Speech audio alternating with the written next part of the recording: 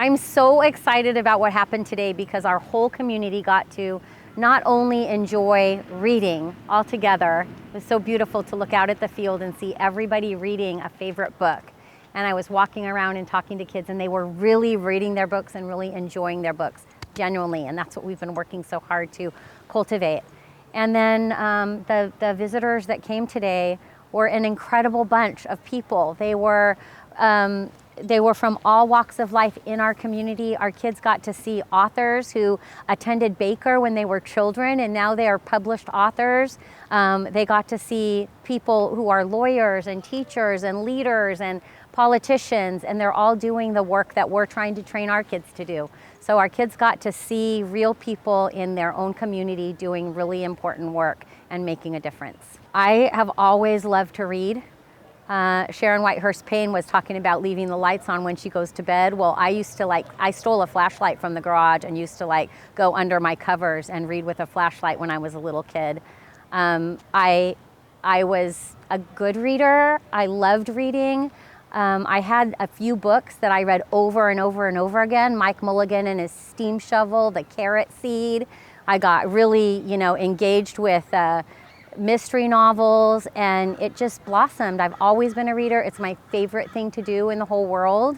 And I know that it's the ticket to a really good future because you can always learn if you're a reader.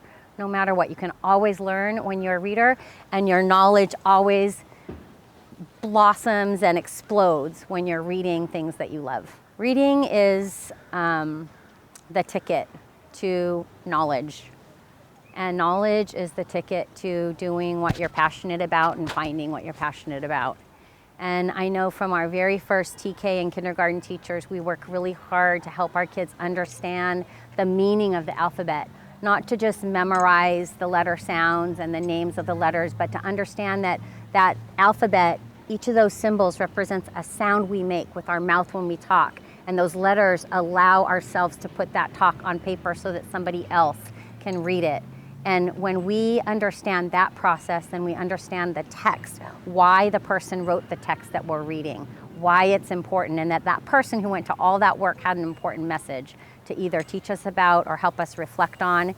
And whenever we do that, we become stronger human beings with more empathy, with more love for the world.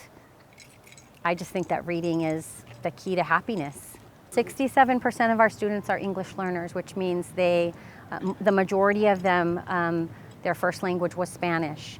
And so we know that because we have the same alphabet, we can capitalize on the knowledge that they're bringing, even if they're not English speakers yet. And the more experiences they have making meaning of text, and then being able to talk about it in their own language so that they can strengthen that meaning, the stronger they're going to become as readers. And as kids move through the grades, their text becomes more complex, and artful teachers help students understand that complexity and deal with it. That's what good teachers do. They help kids continually increase the complexity of the text that they read so that they can gain more and more knowledge as readers. And in terms of joy and love and passion, you have to love what you're doing or you won't do it.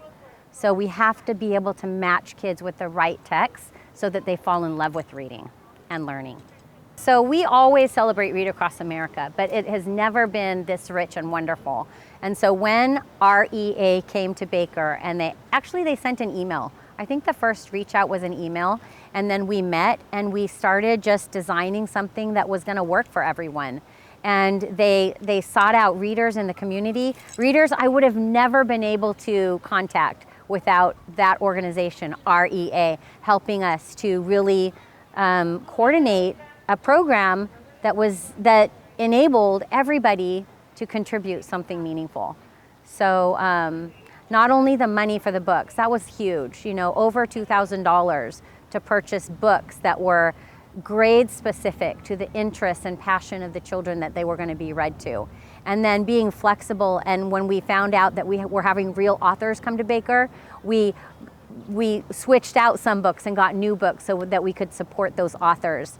And it was just amazing how it evolved into what happened today, which I think was just really beautiful.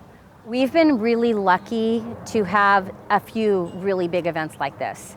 The first one that I hosted was when our murals were painted. There's a whole process and story behind our murals that's amazing. And so we had a similar kind of celebration for that. And then we wrote a grant and we got a smart lab.